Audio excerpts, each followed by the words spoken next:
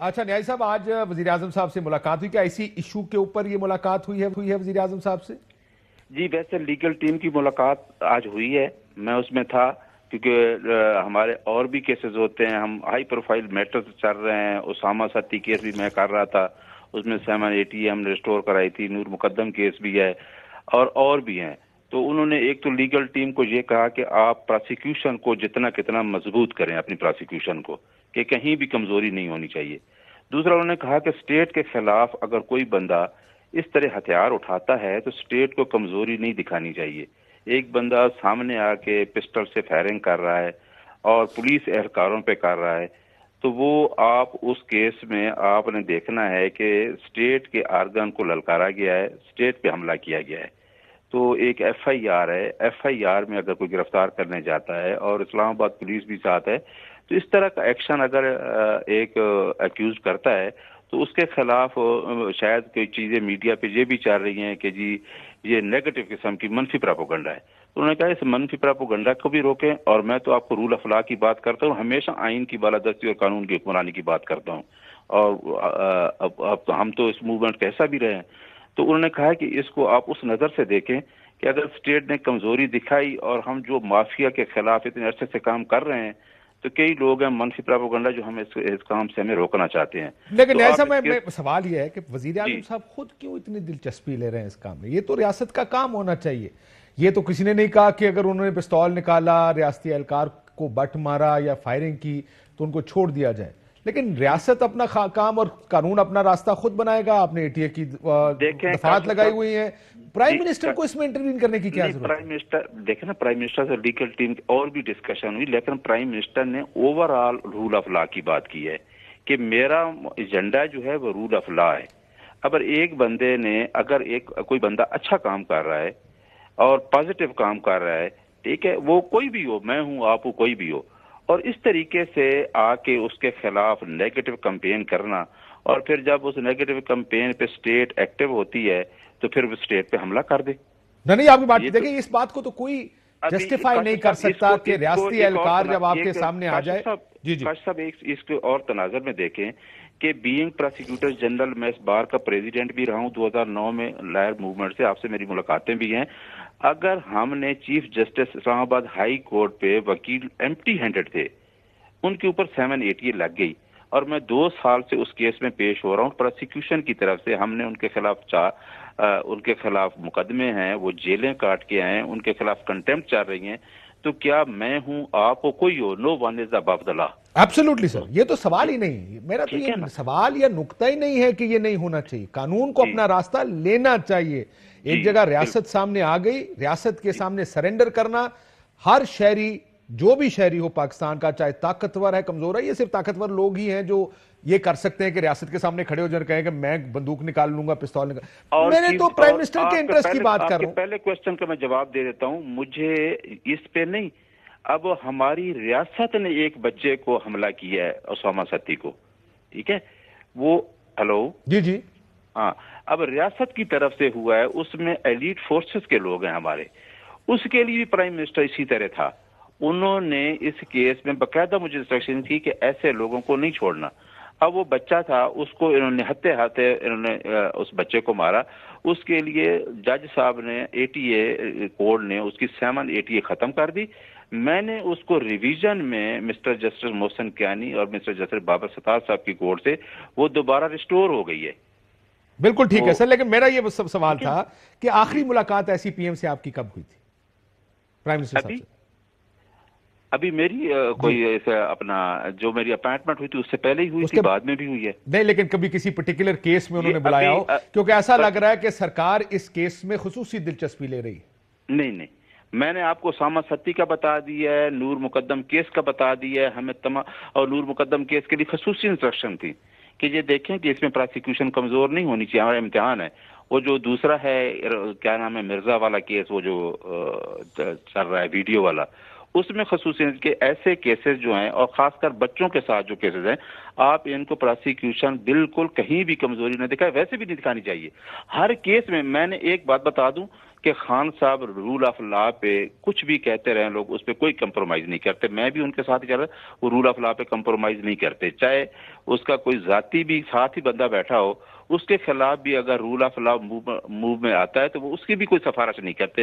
वो सिफारिश किसी की नहीं करते। वो कहते हैं कि जो रूल ऑफ लॉ करेगा, आईन और कानून में जो चीज है उसके मुताबिक फैसला कराएं। बिल्कुल ठीक है, लेकिन सर इस केस है ना? में अभी क्योंकि मेरी आपको चंद पता दिन है कि पहले मोहसिन हमारी बेग साहब का ताल्लुक प्राइम मिनिस्टर साहब के साथ बहुत अच्छा था किसी जमाने में। जी अभी उन्होंने जो गुफ्तगू फरमाई, उस गुफ्तगू के बाद एकदम देखिए हमारे खिलाफ भी कैसे मेरे पे ब्लास्फेमी लगी, ऑनलाइन एक पूरा ट्रेंड बन गया।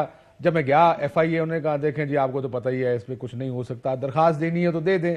इस तरह की स्विफ्ट कार्रवाई नहीं देखी कभी किसी ने कि सुबह 9 बजे के करीब FIR हो, 9:30 बजे सरकार के एहलकार FIA पुलिस आपके घर पहुंचे गिरफ्तारी करने के लिए। सो कोई स्पेशल इंटरेस्ट तो है ना सरकार का इसमें? देखें जी, अगर सरकार एक्टिव हो जाए तो फिर हमारी तरफ की जल्दी अकरेंस पे क्यों पहुंचे। मेरा ख्याल है कि इस्लामाबाद में जो भी अभी अकरेंस हो रही है, ये जो अभी हमारे IG साहब आए हैं और जो DG हैं सनाउल्लाह साहब, मेरा ख्याल है कि हर केस में, मैं सुप्रीम कोर्ट पेश होता हूँ, हर केस में वो एक्टिव होते हैं। जहां भी कोई केस होता है वो उसको एक्टिव तरीके से देखते हैं। तो और ये भी आप ठीक है, हाई प्रोफाइल केस है, और अगर आप इस तरह बैठ के, अगर एक गवर्नमेंट अच्छा काम कर रही है, कोई मिनिस्टर है, कोई एंकर पर्सन, आप एक अच्छा काम कर रहे हैं, आपके खिलाफ नहीं होता प्रोपोगंडा, तो आप उसको मनफी प्रोपोगंडा शुरू कर दें। इससे मुराद है कि गवर्नमेंट को उस काम से रोकना है। पहले मुश्किलात से लोग गवर्नमेंट गुजर रही है, अब मुआशी हालात देखें, दूसरे देखें, तो इस तरह तो बैठ के तो चीजों को रोकना होता है। और जब तक आपने मीटिंग का कहा, हमारी ये जो अभी क्रिमिनल अमेंडमेंट्स उसमें हुई हैं रिफॉर्म्स, उसमें हमारी अभी 2 हफ्ते पहले मीटिंग हुई थी प्राइम मिनिस्टर से, फिरोग नसीम और साहब हमारी। तो हम तो पूरा जो है, सो ये मुलाकातें होती रहती हैं आप कह रहे हैं? यानी मुराद है कि देखें ना, लीगल रिफॉर्म है, CPC में अमेंडमेंट हुई, ठीक हो गए। CRPC क्रिमिनल लॉ में अमेंडमेंट हुई, तो वो मीटिंग तो चलती रहती है। तो PM साहब ने इतनी क्या तो वैसे कहा इसमें तुन के रखो? ना, स्पेशल प्राइम मिनिस्टर ने कुछ, उसने कहा कि जो कानून कहता है उसके मुताबिक करें, और जो प्रोसिक्यूशन, एक चीज पे कंप्रोमाइज कोई नहीं है कि कोई बंदा भी कहे कि जी मैं स्टेट पे हमला कर दूं। बिल्कुल तो आपकी बात 100% बजा सर, कि दुरुस्त और पहले वो मानता जो हूं। करके बैठे हैं ना, जो बाहर जो ले गए हैं सारा मनी लैंडरिंग, उनके लिए हम क्या कर रहे हैं? 3 साल से यही चीजें हो रही हैं। ठीक हो गया। मैं सिर्फ इसलिए कह रहा हूं सर कि जज के खिलाफ रेफरेंस जी भेजना, ये तो सरकार एक मैसेज भेज रही है। उस हर वो जज, हर वो शख्स जो इसके सामने खड़ा होगा, फिर सोचें जब जज के खिलाफ रेफरेंस भेजा जाएगा, ये उस तरह ट्रांसलेट किया जाएगा जब आप इस तरह का रेफरेंस भेजेंगे, क्योंकि जज ने फैसला दे दिया, आप इस्लामाबाद हाई कोर्ट में पहुंच गए हैं या दूसरी अदालत में जाएंगे। जब आप उन जजेस के खिलाफ रेफरेंस भेजना शुरू कर दें, ठीक या गलत फैसले करते हैं जज, आप अगर ये इधर चले जाएं, क्योंकि मैंने बहुत से लोगों से पूछा कि क्या अगर FIR लाहौर में हो तो इस्लामाबाद की नफरी आकर गिरफ्तारी दे सकती है? उन्होंने कहा जी डिपेंड करता है, FIA क्योंकि एक फेडरल एजेंसी है तो इस्लामाबाद के लोग भी कर सकते हैं। ये मुझे कानूनी माहिरीन ने कहा, लेकिन इस चीज में लगेगा ऐसे कि हर वो शख्स जो उनकी तरफदारी करने की या उनको रिलीफ देने की कोशिश करेगा, सरकार उसके खिलाफ जाएगी। क्या ये गलत मैसेज नहीं भेजा जा रहा?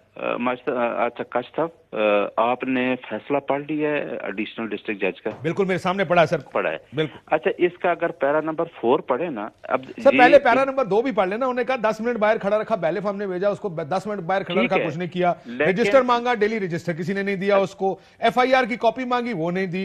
रिपोर्ट बैलेफ के बाद SHO मारगला को रेलेवेंट रिकॉर्ड के साथ समन किया गया। ये सारा कुछ लिखा हुआ है इसके अंदर कि बैलेफ कोर्ट की तरफ से गया, उसके साथ भी अच्छा, उस वक्त थाना था, उसने कॉपरेट नहीं। मैं बताता हूँ, जो 491 CRPC है ना, इसमें हेबियस कार्पस का जो प्रोविजन है, ये अब डिस्ट्रिक्ट जज के पास भी इख्तियार है कि इलीगल डिटेंशन। अब जज ने only to the extent of illegal detention देखना था।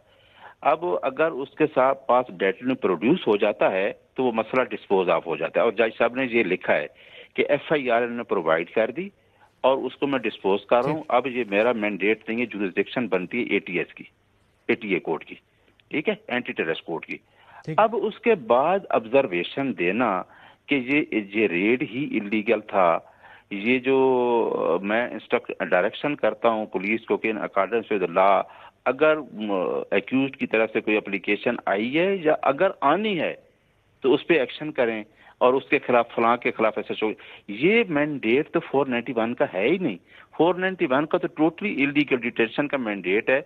जब डेटनी को प्रोड्यूस कर तो उन्होंने कह दिया है कि जी हमने एक लीगल एफआईआर में हमें ऑर्डर हुआ है, हमने उसमें गिरफ्तार किया और हमारी हेल्प चाहिए कि ये एफआईआर न जाए। तो वो तो डिस्पोजल उसने कर दी और उस डिस्पोजल के बाद इट मीन्स के चाहे वकील हो चाहे मीडिया हो, फिर उसका कोई प्रेशर है कि ये चीजें लिखी जा रही हैं।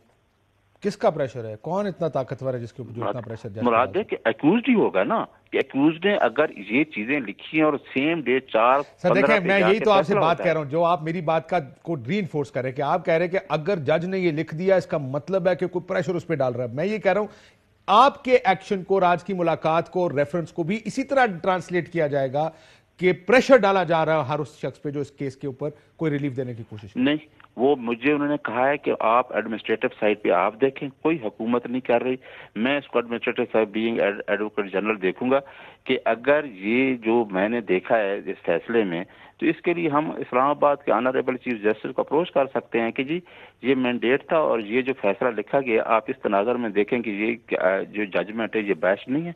ठीक है, सो अब आप ये हाई कोर्ट में लेकर जाएंगे इसको? हाई कोर्ट में इस फैसले को देखें कि इसमें 4-5 चीजें ऐसी लिखी गई हैं जो हमें वो तो फर्दर भी इफेक्ट करेंगी इस तरह कि इलीगल रेड है। इलीगल रेड का मतलब यह है कि फिर वो सेल्फ डिफेंस बन जाता है ना, जो आपका जो उनकी फायरिंग और उनका पिस्तौल लेके बाहर आना, अगर ये इलीगल रेड बन गई तो आप ये कह रहे हैं कि फिर ये सेल्फ डिफेंस बन जाएगी। हाँ, बोल रहा है कि इलीगल रेड का लफ्ज लिख रहा हूँ और फिर साथ कह देना कि इन अकॉर्डेंस विद लॉ जो है इस्लामाबाद आईजी इसके खिलाफ कार्रवाई करे, और वो कोई 22A की एप्लीकेशन तो नहीं है। ठीक है, ये तो 491 का मैटर था। अब उसमें डायरेक्शन तो ये दे ही नहीं सकते, तो फिर कैसे दी गई?